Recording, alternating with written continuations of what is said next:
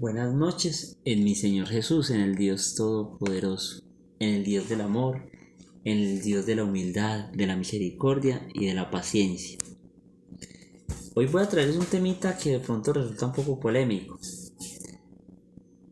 pero yo no quiero que Dios me pida cuentas sobre lo que tengo que hacer o no.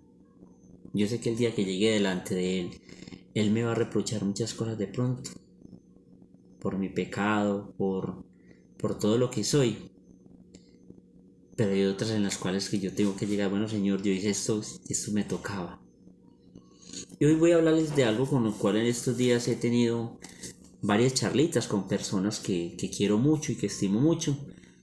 Y que siento que de pronto ellos no han tenido como esa apertura o no han escuchado el mensaje completo. Con muchos de ellos he hablado y me dicen, Julio, no es necesaria una iglesia, no es necesaria una religión. Es muy importante analizar por qué digo yo eso, en qué me baso, por qué digo que no es necesario, porque sabemos de que Dios no se equivoca, de que Dios si promete algo dentro de su palabra, dentro de lo que Él nos ha dicho, se cumple 100%, porque Él es el Dios Todopoderoso. Y como dice en el Evangelio de San Mateo en el capítulo 6, dice, ni siquiera una hoja se cae sin su consentimiento. Para Él no hay nada imposible. Entonces, ¿cómo vamos a decir nosotros que cualquier promesa que haga Él no se va a cumplir? ¿Cierto? Y vamos a analizar si es cierto de que no es necesaria una iglesia, una religión. Y por qué creemos de que es importante nosotros, para muchos de nosotros sí es muy importante la iglesia. La iglesia que Él dejó desde el comienzo. Y vamos a analizar lo que dice Pablo en el capítulo 15, verso 1 al 2, y vamos a trabajar sobre esa base de esos dos versículos, lo que nos dice Pablo. Y ahí tendremos en cuenta varios elementos que él nos dice y que son bien importantes. Entonces vamos a comenzar leyendo primera carta a los Corintios en el capítulo 15, verso 1 y 2. Voy a tomar mi Biblia católica y voy a tomar una Biblia Reina Valera 1960. Para que después no me digan, no, que usted manipuló de pronto algunas cosas. La vamos a tomar desde ahí y vamos a analizar lo que dice mi Señor Jesús. Lo que Él nos dejó como enseñanza, que ustedes y yo debemos de cumplir. En la primera carta a los Corintios, en el capítulo 15, verso 1 y 2, vamos a poner mucha atención en lo que le dice, lo que le inspira, lo que le muestra Dios a Pablo. Y está dentro de la Escritura. Primera carta a los Corintios 15, 1 y 2 dice lo siguiente. Hermanos, les recuerdo el evangelio que les anuncié, el que aceptaron, en el que permanecen firmes, por el que se salvarán. Si lo retienen, tal como se los anuncié, pues de lo contrario han creído en vano. Fuerte mensaje, analícenlo. El mensaje que han recibido. Y de ahí, si lo retienen tal como se los dejamos, ¿quiénes? Los apóstoles. Y si no, habrán creído en vano. Resulta que en el capítulo 11, verso 23 al 30, Pablo está hablando de la cena del Señor, de lo que nosotros llamamos Eucaristía o acción de gracias. Y resulta que Pablo no estuvo con el Señor. Pablo no estuvo en la última cena. Y Pablo dice algo. Pablo dice, esto que yo recibí en la misma noche en que el Señor fue entregado, cuando tomó pan y dando gracias lo bendijo, ¿cierto? Y habla de la Eucaristía. Lo mismo del vino, la copa del vino. Y dijo, esto es mi cuerpo y esto es mi sangre. Y Pablo, ¿por qué dice que lo recibió del Señor si Pablo no estuvo en ese momento con el Señor? Si en ese momento no estaban los escritos de la Biblia, en ese momento la iglesia predicaba, ¿por qué? Por el mensaje que iban dejando los apóstoles, por la tradición. Y si analizamos en ese mismo instante, si analizamos ese texto bien analizado, Pablo dice que lo recibió del Señor y resulta que lo recibió de los apóstoles auténticos y lo recibe como si fuera del mismo Dios, ¿cierto? Entonces ahí se muestra algo bien importante, bien fundamental, ¿cierto? Que ya Pablo está hablando de algo concreto, de algo que el Señor hizo, ¿cierto? Y que se tiene que seguir haciendo. Y uno de ellos es ¿qué? La Eucaristía, la Santa Cena. Y si uno lee esos versículos 23 al 30, Pablo dice que son presencia real de Jesús. Y no dice que es símbolo, en ningún momento dice Pablo que es símbolo. Porque dice en unos versículos, si alguien come y bebe el cuerpo y la sangre del Señor, el pan y el vino, comen y beben su propia condenación, porque no han discernido el cuerpo y la sangre del Señor. Lo pueden leer. Pablo lo está mostrando como cuerpo y sangre del Señor. Y lo está tomando como lo hizo el Señor. Y lo está celebrando. Un elemento. En su iglesia se celebra esa Santa Cena del Señor como presencia real de Jesús, como lo celebró Jesús y como lo siguió celebrando Pablo y los apóstoles en Hechos 2:42 también. Hay que analizarlo. Y es más, si nos vamos al Evangelio de San Juan, en el capítulo 6, verso 48 al 54, Jesús dice que es cuerpo y sangre del Señor. Y es más, si ustedes leen en el verso 51 y 52, los judíos le dicen al Señor, dicen, oye, ¿y este cómo puede darnos a comer de su cuerpo y de su sangre? Porque no lo creían, que no creían que ahí estaba Jesús vivo y presente. Y Jesús en los versículos siguientes vuelve y se lo repite, es que es presencia real de Él. Y es más, dice, el que no coma y no beba mi cuerpo y mi sangre, no tiene vida eterna. Lo está diciendo Jesús y nos lo está dejando. Y en ningún momento y en ningún versículo dice que es símbolo. Entonces, ¿por qué muchos lo celebran como símbolo? Tomando la misma palabra de Dios. Qué importante analizar eso. Pablo dice, el que no reciba el mensaje tal como nosotros se lo enseñamos, habrá creído en vano. Lo está diciendo la misma palabra. Y vamos a mirar si de pronto en el capítulo 16, verso 13 al 19, se está tomando tal como lo hizo Jesús. Otra orden más de Jesús acá. Otra orden más de Jesús. Yo tengo que mirar si lo creo o no lo creo. Él es el que manda. Resulta que Jesús llega con sus discípulos y se reúne. Y Él les hace unas preguntitas a ellos. Y vamos a mirar cómo va transcurriendo la charla y el Señor termina haciendo un nombramiento, termina dejando una orden y termina dejando unas promesas. Mateo 16, 13 al 19 dice lo siguiente. Viniendo Jesús de la región de Cesarea de Filipo, preguntó a sus discípulos, diciendo, ¿quién dicen los hombres que es el Hijo del Hombre? Ellos dijeron, unos, Juan el Bautista, otros, Elías, y otros, Jeremías, y alguno de los profetas, o alguno de los profetas. Él les dijo, ¿y vosotros quién decís que soy yo? Respondiendo Simón Pedro, dijo, tú eres el Cristo, el Hijo del Dios viviente.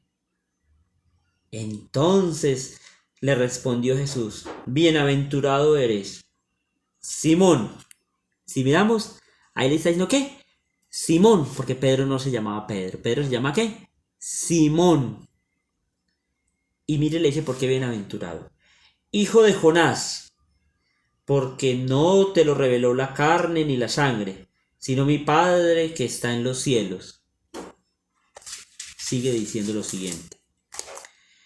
Y yo te digo que tú eres Pedro, y sobre esta roca edificaré mi iglesia, y las puertas del Hades no prevalecerán contra ella. A ti te daré las llaves. ¿De qué? La iglesia. Y las puertas del Hades, o sea, el infierno, no prevalecerán contra ellas. ¿Por qué dice Hades? Porque aquí yo lo estoy leyendo desde la Reina Valera. Y le está diciendo a Pedro, porque yo le dice, yo te digo a ti que tú eres Pedro y sobre esta piedra edificaré mi iglesia. Resulta que en el Antiguo Testamento, cuando Jesús está tomando esa simbología, la está tomando del Antiguo Testamento. En el Antiguo Testamento, el rey tenía dentro del palacio un administrador. Y el administrador manejaba las llaves y él decía quién entraba y quién no entraba. Entonces, ahí le está yendo a Pedro. Le está dando algo que se llama autoridad. Y está diciendo algo más. Las puertas del infierno no prevalecerán contra ella. O sea que la iglesia siempre ha sido y nunca ha dejado de ser. Esa pregunta es muy importante. ¿Desde cuándo viene mi iglesia? Porque Jesús hizo una promesa que venía desde el comienzo. Desde el primer siglo. No desde el siglo IV, ni 5, ni 15, ni 16, ni 17. Desde el siglo I. Y dice algo más, bien importante. Mi iglesia, no mis iglesias. No está hablando de muchas iglesias, ni de muchas enseñanzas. Y Pablo por eso en este capítulo 15 vuelve y lo repito, porque desde ahí vamos a sacar la base. Él dice, el que no reciba la enseñanza tal como nosotros se la dejamos. La enseñanza, no las enseñanzas. Estos elementos. Dejó una figura para dirigir. Una figura. Y en el capítulo 1, para saber que era Pedro y que le habló en arameo, no como piedrita chiquita, sino como piedra o roca, en el Evangelio de San Juan, capítulo 1, versos 41 al 42. Vamos a mirar lo siguiente. Vamos a mirar lo siguiente acá. Lo que nos va a decir la Santa Palabra de Dios, que es muy importante para confirmar eso mismo que le dijo en el verso, en el Evangelio de San Mateo, cuando dice, tú eres Pedro. Él no se llamaba Pedro, él se llamaba Simón y le cambia el nombre. Y aquí Jesús nos está hablando muy bien lo que significa. Evangelio de San Juan 1, 41 al 42 dice, este halló primero a su hermano Simón y le dijo, hemos hallado al Mesías, que traducido es el Cristo. Y le trajo a Jesús, y mirándole Jesús le dijo, tú eres Simón, hijo de Jonás, y te llamarás Cefas, que quiere decir Pedro. Cefas significa en arameo ¿qué? Piedra, y se lo está ratificando a él. Lo que le dijo ahí, tú eres Pedro, o sea, piedra, y sobre usted edificaré mi iglesia. Bien importante ese detallecito. Jesús dejó una piedra, dejó un hombre para dirigir la iglesia. Lógico, la iglesia es dirigida por el Espíritu Santo a través de esa persona. Dejó un líder que guía. Es bien importante ese segundo elemento. En su iglesia tiene una figura, un hombre que dirige, que guía, que muestra. Tiene la Eucaristía. Otra cosita más que dejó el Señor. Resulta que el Señor, cuando resucita y se le aparece a los apóstoles, lo pueden encontrar en el capítulo 20, verso 19 al 23. Lo primero que les dice a ellos es, paz a ustedes, como el Padre me envió a mí, así yo los envío a ustedes. Y sopló sobre ellos y les dijo, reciban el Espíritu Santo. A quienes ustedes perdonen los pecados, le quedan perdonados. Y a quienes no se los perdonen, le quedan sin perdonar. Le dio autoridad a los hombres, a los apóstoles, ¿de qué? Perdonar pecados. ¿Qué iglesia tiene la confesión? Analicemos. ¿Cuántas iglesias la tienen?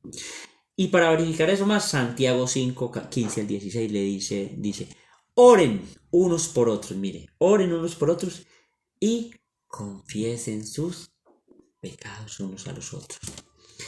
La iglesia al comienzo lo hacía así, inclusive los catecúmenos lo hacen todavía así, hacen la Eucaristía cerrada y confiesan sus pecados en público en la asamblea. La iglesia tomó la decisión de que se hiciera individual. Muy interesante, ¿cierto? Porque, por ejemplo, uno va y tal, y que uno va a la iglesia y todo el mundo le conoce los pecados a uno. Uy, yo no pensé que Julio era así. Uy, esa niña, como se veía de santurrona y vea la vida chapada. Y vea con la que nos sale. Entonces, de pronto se puede prestar para murmurar o otras cosas. La iglesia tiene autoridad para decir, no, bueno, vamos a hacerlo de tal manera sin quitar lo que hizo el Señor. Como pasó con el bautizo. Los judíos, muchos de ellos querían que se siguiera, ¿qué? Haciendo la circuncisión. Y se estaba haciendo, ¿cierto? Al comienzo, la circuncisión con el bautizo. Y la iglesia resolvió en la cabeza de los apóstoles y Pedro que no, que ya simplemente la circuncisión no. Y quitó la iglesia, quitó la circuncisión. No la quitó mi Señor Jesús propiamente, sino la iglesia movida por el Espíritu Santo. Por eso, cuando Santiago se para allá con los apóstoles en el concilio de Jerusalén, dice, al Espíritu Santo y a nosotros nos ha parecido esto. Y ahí es donde deciden que la circuncisión no va más. Y eso lo tomó esa decisión, ¿la que la tomó qué? La iglesia. Entonces, y yo no conozco a alguien, si alguien me lo puede mostrar, que me lo muestre. Un solo versículo donde Jesús mande a confesarse directamente con él, línea directa. Usted y yo. Nunca. Ni en el Antiguo Testamento. En el Antiguo Testamento las personas llevaban el animalito para que fuera del sacerdote y los pecados. Y el sacerdote, ¿qué hacía? Hacía sacrificio con el animal por los pecados de el pueblo o los que llevaban los animales, ¿cierto? Se hacía directamente por medio del sacerdote. ¿Sí o no? En el desierto, cuando estaban matando las serpientes al pueblo, ese pueblo no fue directamente a Dios, sino que fue de Moisés, para que Moisés, ¿qué? Intercediera ante Dios. La iglesia, donde está, sí hace eso, que hizo, de esa orden que dijo Jesús. ¿De qué? Que se confesaran, se perdonaran los pecados a través de sus ministros. O sea, Dios perdonaba a través de sus ministros. Porque cuando usted va y se confiesa en la iglesia no le dice yo te confieso en el nombre mío, no. Por el ministerio que Dios me concedió. ¿Cierto? El ministerio de la iglesia que Dios me concedió. Entonces se hace a través de qué? Como lo mandó Dios, como lo dejó Dios, a través de la iglesia. En tu iglesia sí hay eso. Qué importante, ¿cierto? No se le puede quitar ni poner nada a la palabra. Y hallamos tres elementos bien importantes, ¿sí o no? Una figura, Pedro. 2, la Eucaristía. 3, la confesión, dejados por Jesús. Es más, cuando habla de la Eucaristía, habla como sacramento de salvación. El que no coma mi carne ni beba mi sangre no tiene vida eterna. Lo dice en Evangelio de San Juan, capítulo 6, versos 53 al 55. Y lo repite. Jesús lo dejó, ¿cierto? Entonces ahí tenemos que nosotros analizar a quién estamos siguiendo. Porque es que, no es que yo vea, porque es que yo allá siento bonito, allá sí siento. Cuando uno va al estadio siente emoción y adrenalina, ¿cierto? A mí me encanta el fútbol. Cuando uno iba a las discotecas a rumbear y tin, con los licores, con todo en la cabeza, se sentía emoción, se sentía bonito. Eso necesariamente viene de Dios. Qué importante, ¿cierto? Y en primera carta de Timoteo 3, 15 al 16 nos dice lo siguiente. Primera carta a Timoteo. Y ahí vamos cerrando. El que quiera pelear, que pelee con la palabra, no conmigo. Primera carta de Timoteo 3. Vamos a poner del verso 14 al 16, dice lo siguiente. Esto os escribo, aunque tengo la esperanza de ir pronto a verte, para que si tardo, sepas cómo debe conducirte en la casa de Dios, que es la iglesia de Dios, del Dios viviente, columna y baluarte de la verdad. La iglesia es ¿qué? Columna y baluarte de la verdad. desde la Reina Valera 1960.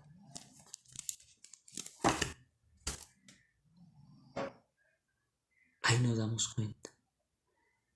Y ya para concluir, el último texto, la importancia que Dios le da a la iglesia. Para que si alguien me dice a mí que no, uno no se salva por la religión no es tan importante, no es tan relevante, eso no dice Jesús. Hechos de los Apóstoles, capítulo 20, verso 28 al 30 dice lo siguiente: cuiden ustedes de todo el rebaño de que el Espíritu Santo los ha constituido como guardianes para apacentar la iglesia de Dios, que ha adquirido con su propia sangre. Vale tanto la iglesia para Dios que la adquirió con su propia sangre. Ustedes se pueden imaginar el valor que tiene la iglesia para Dios. Y sigue diciendo lo siguiente, lo que está pasando ahora. Y que viene pasando desde el comienzo. Porque aquí esta promesa es hace 2000 años. Y durante esos 2000 años ha pasado. Y seguirá pasando. Por eso en Mateo 16-18 dice: las puertas del infierno no prevalecerán contra ella. O sea que sí la atacarán, pero no la destruirán. Dice lo siguiente: yo sé que después de mi partida se introducirán entre ustedes lobos crueles que no perdonarán al rebaño, y que entre ustedes mismos surgirán hombres que enseñarán doctrinas perversas con el fin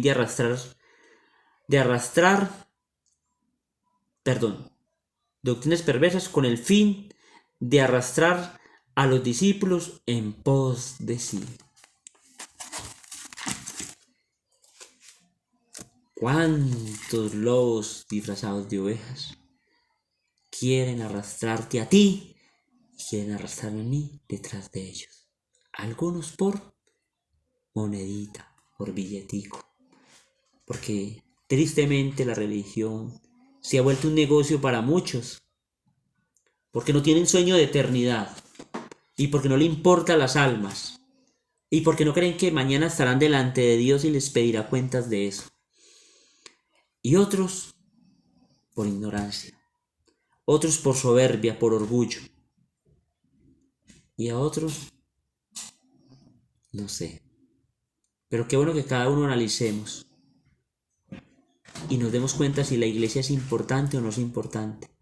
No le podemos ni quitar ni poner. Lo que Jesús dijo se hace tal como Él dijo. Y como dice en la carta a los Corintios: si ustedes no reciben el mensaje tal como nosotros se lo hemos enseñado, habrán creído en vano. Dios los bendiga.